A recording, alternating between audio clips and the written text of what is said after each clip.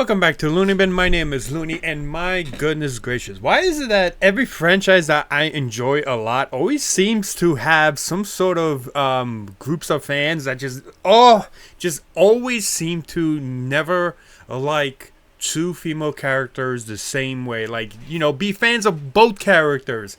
But no, there's always got to be some sort of goddamn debate about which character is more important to the story, which character is the better heroine of the story, which character means more to the main character of the story, this and that, and all these arguments and frustration I see on my timeline. My goodness gracious.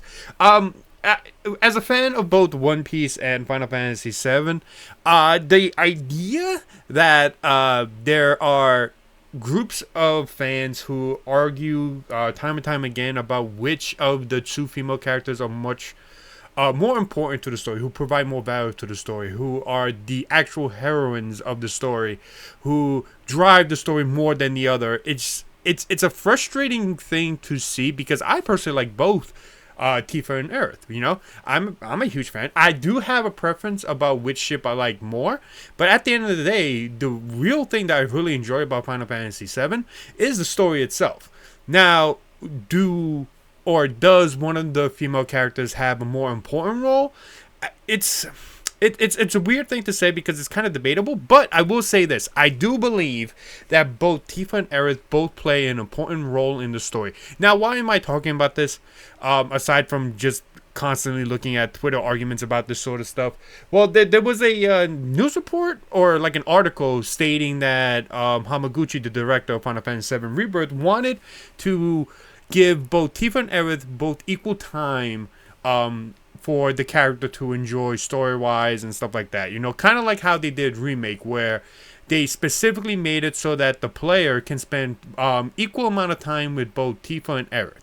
You could see that with with the World Market chapter. You could see that with the Sector 7 chapter, and so on and so forth, where the player gets to spend equal amount of time with both of those characters, either alone with Cloud, or together as a group of three. Now, they're going to do the same thing with Rebirth, which to me is understandable. It's perfect. I fully get that. I understand why they're doing it, and I fully appreciate and am glad they're doing it. At the same time, there's a lot of people who don't like it, simply just because either one, they think that Aerith is, because of what happens and how important she is as a Cetra to the story, that she should be given more time over Tifa, because they believe that Tifa is a much more minor character that kind of only doesn't really get an arc, except for what happens later on in the story. Now, before I get into the very specifics, and just before I forget, this does contain spoilers from the original Final Fantasy VII, so if you don't want to, know about, or you want to be spoiler free, then I recommend you stop watching the video here. But I am going to go into that stuff just for a little bit, not as much, but it will be, very spoiler-ish. So I understand if you don't want to, get spoiled because you probably started with the remake project and want to see where the story goes, and so on and so forth, right? So I fully understand that. Hey, it's a new day that I was recording it, because for some strange reason, the recording for the latter half of the previous recording had some weird audio glitch. I wasn't sure what was going on, so I couldn't use that footage, so I'm recording it just to give you a little small explanation as to why, I suddenly have a different shirt on. But let's move on and continue where I left off, which is basically the story of the original Final Fantasy VII. So, again, it will be spoiled, so just to let you guys know, alright? So, the story of Final Fantasy VII winds up being more of a situation where both Tifa and Aerith do play a very important role in how the story progresses. Now, how is that the case? So, Aerith, reaches the capital, reaches the place where she has to, put magic into the holy materia.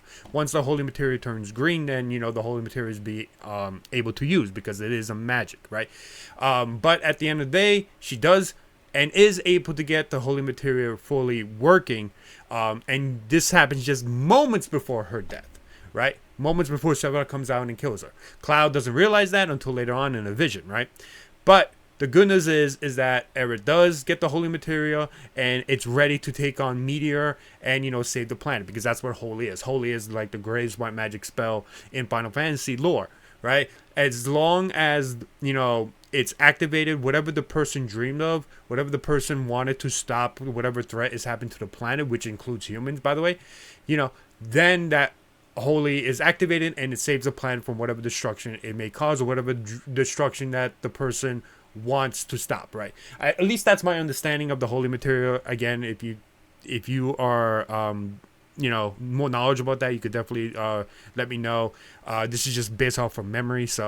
But yes, at the end of the day, Aerith it's not really a self-sacrifice, because she never intended to sacrifice herself. She just intended to have holy activated so that she could use it to save the planet. But Sephiroth comes down to kill her. She goes into the live stream, and that sets in motion the effect of saving the planet from Meteor, right? But before even any of that even happens, you have to understand something.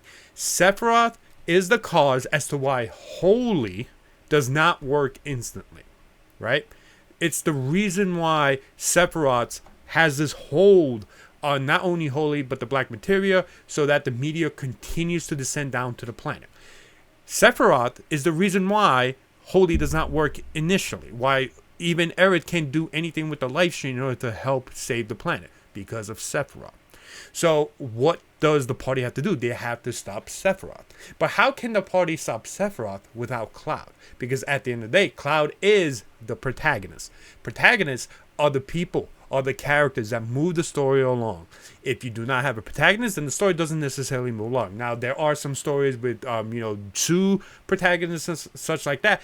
But in reality, Final Fantasy VII kind of only has one, which is Cloud. Because everything revolves around Cloud and his story, his loss, and every other character in the party, gravitates towards him in some form or way, right? Some might argue that Aerith is also a protagonist, which is true. I mean, so is Tifa, so is Barrett. You could claim any of these characters to be protagonists depending on your interpretation of, the story. So Tifa does play a really important role that without her help, without what she does in the story, Aerith is not able to use holy. Or even if she tries to use holy, guess what? Sephiroth will stop, holy, and Aerith won't be able to use the life stream to help save the planet. Because Tifa, at the end of the day, is helping Cloud, the protagonist, get his memory back, get his mind fixed. Because Sephiroth and Genova and a bunch of other things just really messed up his mind. To the point where he's like imagining himself being the role of a different character. I'm talking about Zack.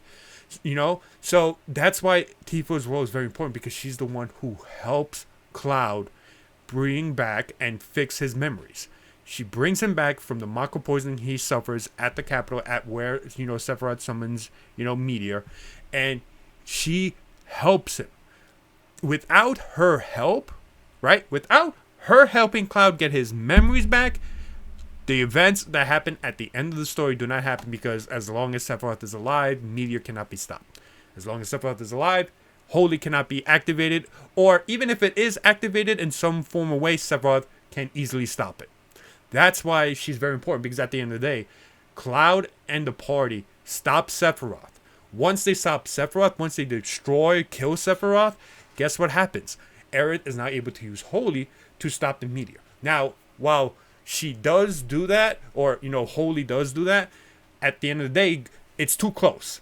Gravity is still pulling it towards the planet, and it Holy is not strong enough, which is why she then summons the live stream to help save the planet and push the meteor back, right? Or destroy the meteor. I forgot how the goddamn game ended, but it's something like that. It stops meteor in general, right? So as you can see, without Tifa's help to bring back Cloud, they are not able to stop Sephiroth. Cloud is the person who stops Sephiroth with the party themselves. So without Tifa, Cloud never recovers from Mako poisoning. He never gets his mind fixed, and never, joins the rest of the party to stop Sephiroth. Without stopping Sephiroth, Aerith cannot help and, protect the planet from Meteor at all. Even with Holy, even with trying to use the life stream, Sephiroth will find a way to stop her. Without that part of the story where Tifa helps Cloud, Aerith doesn't save the planet. That's why they're both very important to the story. It's shocking that a lot of people do not understand this. I understand you have a favorite character, you have a favorite, or maybe have some sort of agenda for your favorite character, like Aerith or Tifa. Like, I get it. I have my own preferences of who I like, but guess what? I like both characters because I think they're both freaking awesome. You know, so that's why it just frustrates me to see people on Twitter argue about who is more important or more integral to the story, without realizing that they both are. Without either of them, the story and what Cloud does means nothing. Like, it doesn't do anything. Like, they don't stop Sephiroth without both of their helps, which is why they're both very important. It's why, you know, the creators consider Tifa a heroine. Why they consider Aerith a heroine, or like, you know, similar to that. It's why they consider them very important characters, and why they don't try to pit them against each other. You see them, you know, high-fiving each other in the remake project. Like, why are people so like going for this weird war that the creators are not even showing that it's a goddamn war? You know, it doesn't make any sense. It's all about, at the end of the day, proving that your character is, you know, more important than the other one. I get it. I've seen it. Final Fantasy VII, One Piece, seen it. Even Naruto, you know, even in Persona, you know, it's just frustrating to see it, because at the end of the day, the creators are not pitting them against each other. Why the hell should we? So, yes, thank you so much for watching this video. Hopefully, I at least help you, or, you know, get you to understand why this is happening, why people are doing these arguments, and hopefully those who are part of the argument see this video and be like, you know what, you're kind of right. You know, I'm not trying to say, or trying to get you to, you know, believe everything I say, but just try to understand where I'm coming from, at least. That's all I ask. I'm not saying that you have to believe me, you know, because at the end of the day, it's how you interpret the story. You know, I can't stop you on how to interpret the story, you know, because everyone has their own interpretation, everyone has their own opinions, unless it's going against what is factually in the story, you know. So, thank you so much for watching. Hopefully you enjoyed this video. And can't wait for Final Fantasy VII Rebirth. It's coming out soon. So thank you so much for watching. I'll catch you guys later. All right? Bye-bye.